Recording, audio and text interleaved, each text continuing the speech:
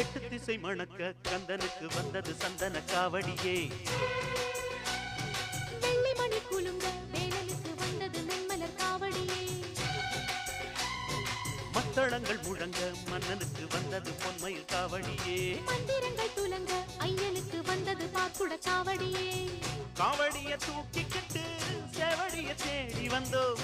நெஞ்சுருக ஆரோகரா பாட்டெடுத்து பாடி வந்தோம். கார்த்திகை குமரன்